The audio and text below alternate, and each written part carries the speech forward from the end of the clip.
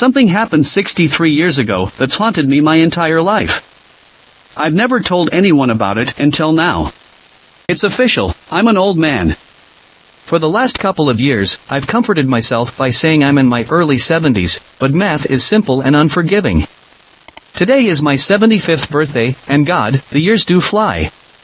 I'm not here for your well wishes, this is hardly a milestone I'm excited about. I'm glad to still be here, of course, but I find I have less and less to live for with every passing year. My bones ache, my kids live far away, and the other side of my bed has been emptied for just over 8 months now. I'm here because I have a story for you, and it's one I've never told before. I used to think I kept it inside because it was silly, or maybe because nobody would believe it. I've found, though, that the older you grow, the more exhausting it becomes to lie to yourself. If I'm being perfectly honest, I've never told anybody this story because it scares me, almost to death. But death seems friendlier than it used to, so listen close. The year was 1950, the setting of a small town in Maine. I was a boy of 9, rather small for my age, with only one friend in the world to speak of, and his family, seemingly on a whim, decided to move 2,000 miles away. It was shaping up to be the worst summer of my life. My pop wasn't around, and my mom was a chore-whore. Boy, was I proud of myself when I came up with that one, so I wasn't apt to hang around the house. With some hesitation, I decided the public library was the place to be that summer. The library's collection of books, particularly children's books, was meager to say the least. But within the walls of that miserly structure, I would find no undone chores, no nagging mother, God rest her soul, and perhaps most importantly, no other children with whom I would be expected to associate. I was the only kid with a low enough social status to spend his precious days of freedom sulking amid the bookshelves, and that was simply fine with me. The first half of my summer was even more dreadful than I had imagined it would be. I would sleep in until 10, do my chores, and then ride my bike to the library, and by bike, I mean rusty log of thing attached to a pair of wheels. Once there, I would split my knee between unintentionally annoying the elderly patrons and deliberately doing so. One pleasant lady actually interrupted my incessant tongue-clicking to hiss at me the first time I ever heard a grown-up use the F word. Big deal, I know, but in those days it was unheard of. The dreary days turned into woeful weeks. I had actually begun praying for school to start again until I discovered the basement. I could have sworn I'd roamed every inch of that library, but one day, in the far corner behind the foreign language collection, I stumbled across a small wooden door I had never seen before. That was where it all began. The door was windowless and made from oak that looked older than the wall in which it rested. It had a knob of black metal that quite literally looked ancient. I wouldn't have been surprised to learn it was crafted in the 17th century. Engraved on the knob was what appeared to be a single footprint. I had the sense that whatever lay beyond this door was forbidden to me, and therefore probably the most interesting thing I would encounter all summer. I quickly glanced around to make sure nobody was watching me, then turned the heavy knob, slipped behind the door, and shut it. There was nothing, only darkness. I took a couple of steps and then stopped, unnerved by the totality of the shadow which surrounded me. I waved my hands in front of me in an attempt to find a wall or a shelf or anything to hold on to. What I actually found was far more subtle, a small string, dangling from above, but far more useful. I grabbed it firmly and pulled it down. Back in the day, lots of light bulbs were operated with strings, and this was one of them. My surroundings were instantly illuminated.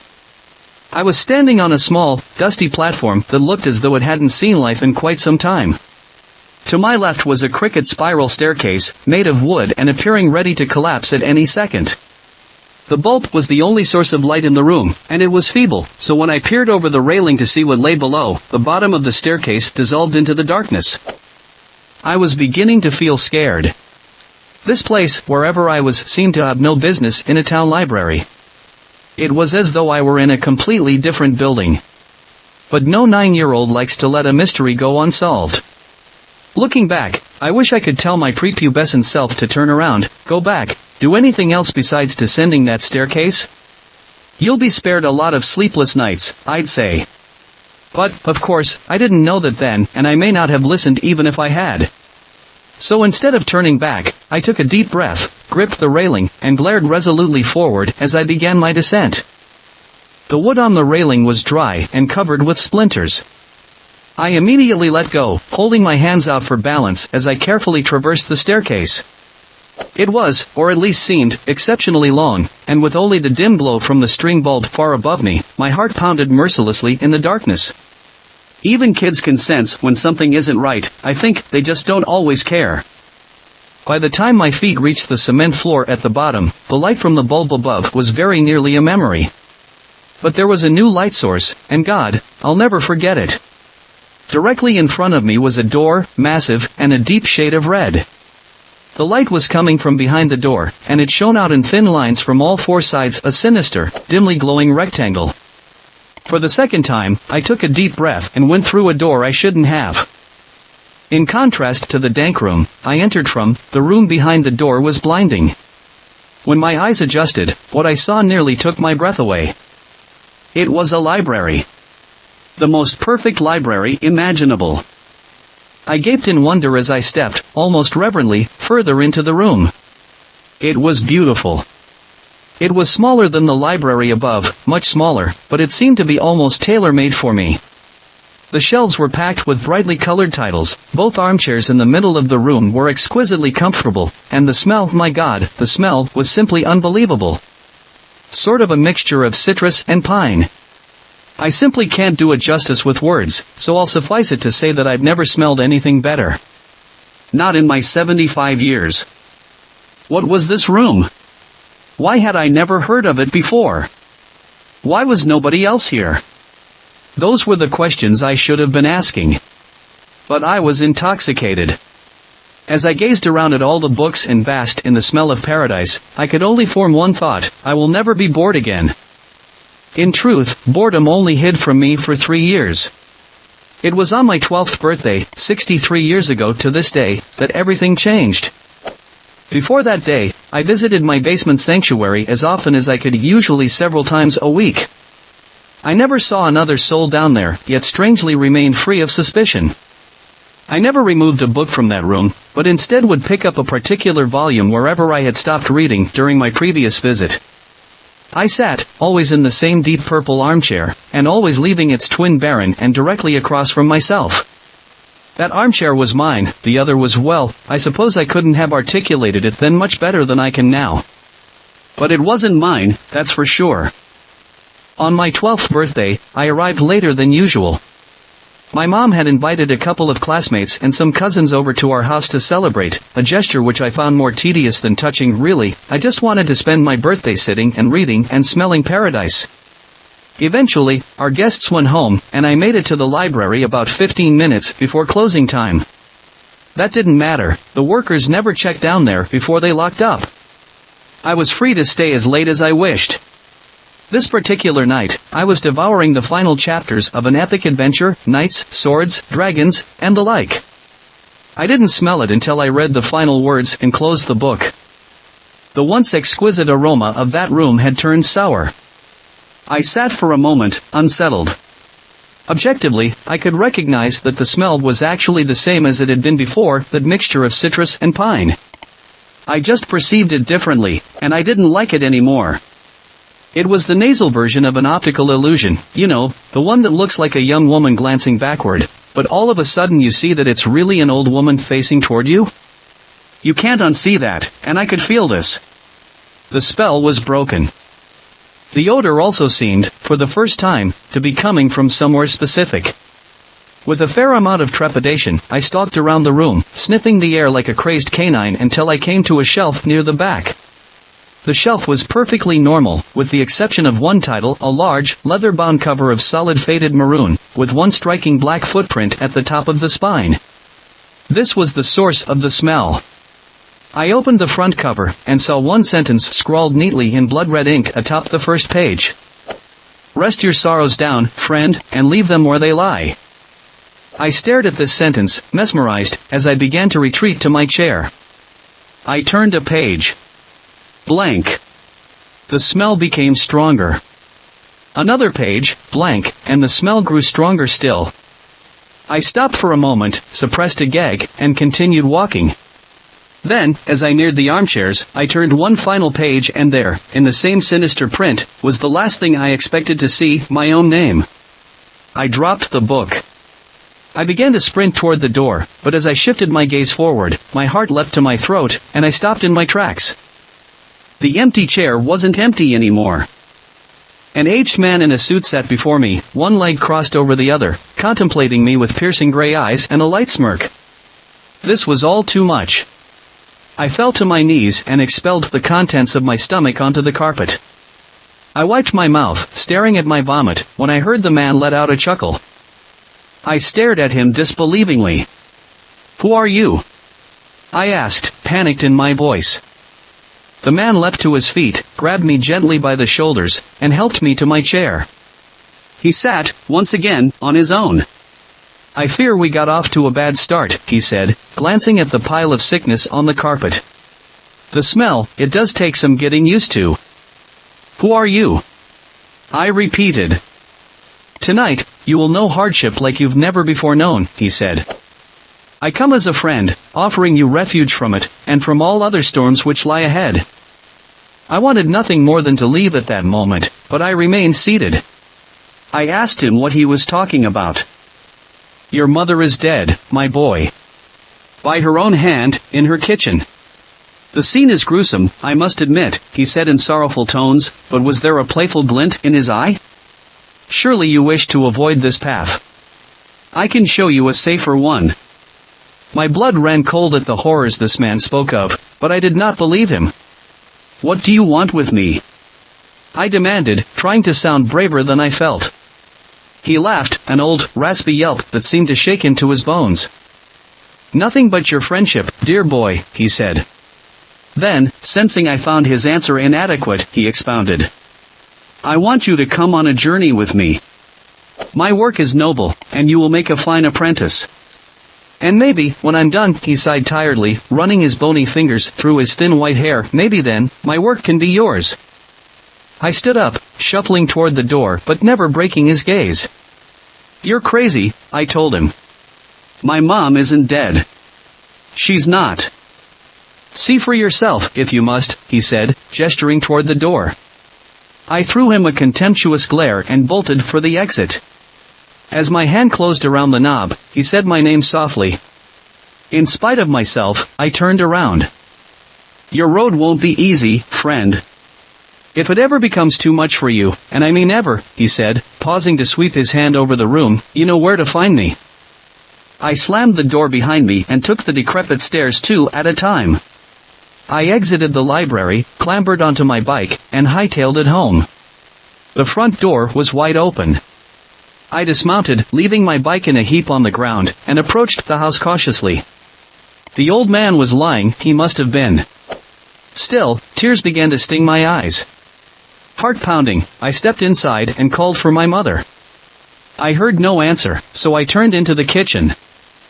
To this day, I don't know why she did it. I've lived in that small town in Maine my entire life, although I've kept mostly clear of the public library. Once, in my late 20s, I summoned the courage to step inside. Life was good at that time, and my fear had begun to morph into idle curiosity. Where the door to my basement sanctuary once stood was only a blank wall. I asked the librarian what had become of that basement, though in my heart I knew the answer. There was no basement, she said. There had never been a basement. In fact, if she had her facts correctly, city zoning ordinances prohibited a basement in the area. I've been haunted by that sickly sweet smell, that poisonous blend of citrus and pine, ever since that long ago birthday. When I saw my mother in the kitchen that day, collapsed in a pool of her own blood, I smelled it. When a man claiming to be my father knocked on my college apartment door, begged me for money and beat me to within an inch of my life when I refused, I smelled it. When my wife miscarried our second child, I smelled it, and again when she miscarried our fourth. I began to smell it periodically as my wife became sick. She died late last year, and now, I'm alone for the first time in more than half a century. Now, I smell it every day, and it feels like an invitation. A few months ago, I went back to the library and the small oak door with the ancient handle was there right where it used to be. My evening walk has brought me past that library every day since, but I haven't gone inside. Maybe tonight I will. I'm frightened to die, yes, but lately I'm even more frightened to keep living. The old man was right, my road hasn't been easy, and I doubt it will get any easier. Rest your sorrows down, friend, and leave them where they lie. He promised relief. A refuge, he said. Was he right about that too? There's only one way to find out. After all, I still know where to find him. First off, I feel sorry that you've witnessed so much pain in life. It must be hard. It makes me grateful for my own life experiences. I only recently became acquainted with the feeling of losing someone you love, and it's heart-wrenching. I pray for strength for whatever comes next.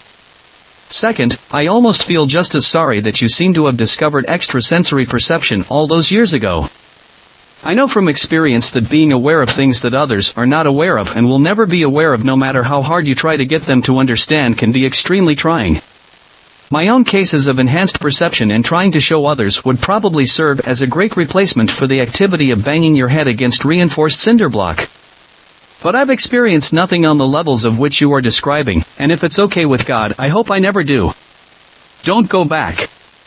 I once heard that, if you can't spot the sucker at the poker table, then it's you. It seems like that applies here.